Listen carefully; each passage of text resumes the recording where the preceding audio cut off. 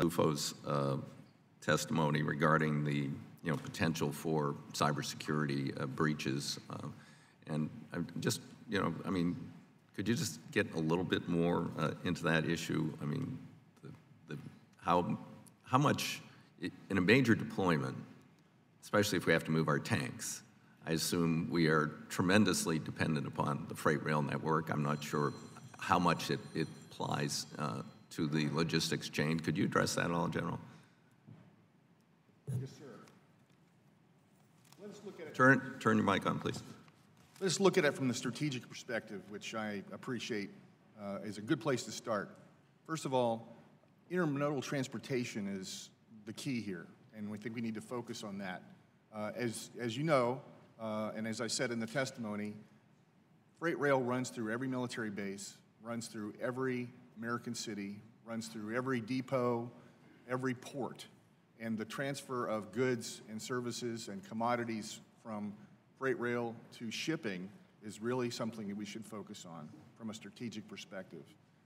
That is where a potential adversary will focus as well.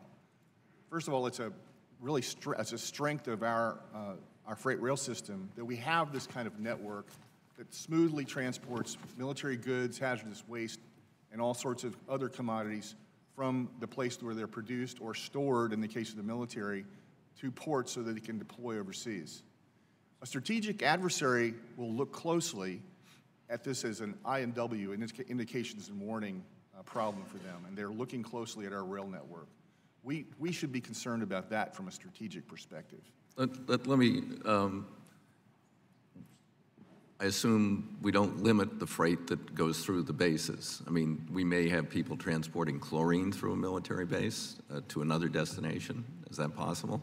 Yes, sir, absolutely. Yeah, right. And that's one of the reasons, I'm sorry, please. Right, and derailment of a chlorine vehicle, rail car is potentially absolutely catastrophic.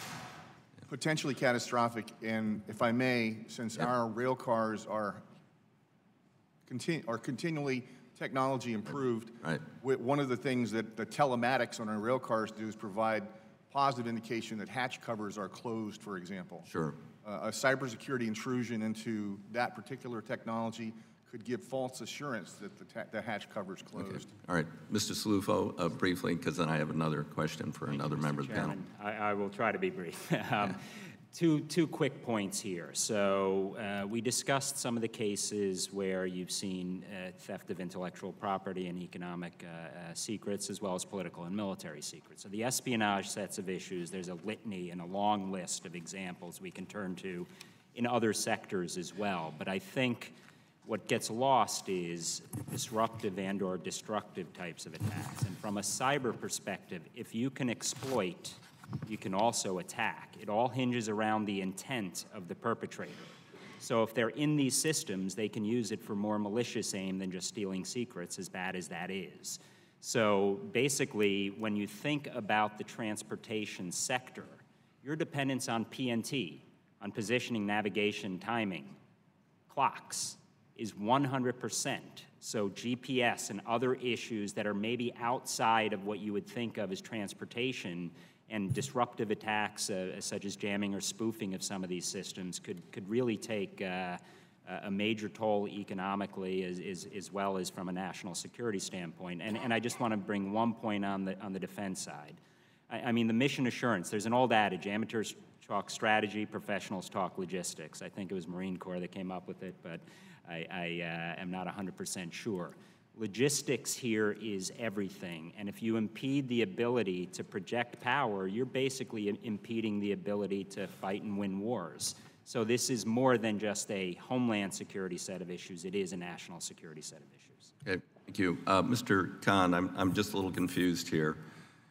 We invited you to testify, and you were going to, we thought, testify on behalf of BYD as a whole. And we have a truth and testimony statement, but it indicates you're testifying on behalf of BYD Motors. BYD Motors is the sales team subsidiary of BYD U.S. Holdings. Another subsidiary, BYD Coach and Bus, makes the buses. So, basically, I'm a little confused here. Are you here on behalf of the company as a whole or just on the sales team? Sure. I work for BYD Motors. I'm happy to talk about BYD Motors. I work hand in hand with BYD Coach and Bus. I can answer questions about BYD Coach and Bus. Okay, just wanted to get that clear. So BYD recognized in 2017 $338 million in Chinese government grants on its income statement. Is that correct? So which year was that? I missed that. What year did you say? 17. I believe that's correct. I don't have the Okay, numbers in all front right. And then the batteries, which are assembled here, those are made in China, correct? The battery cells are made in China, yes. Yeah. So, and somehow we assemble battery cells here, and we say that's a made in America product when it's assembled. So BYD, since we've come here, has followed the rules of the road when it comes to Buy America. Right, I know. And it's very complicated rules, and we will act to clarify them, components, subcomponents, and all that. It's been gamed before, and it's being gamed here. Yeah, you're following the rules are defective.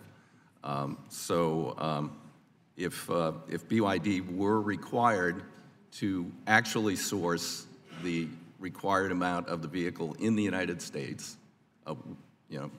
by law, would they do that, or would they just close up shop even with the $250 million investment?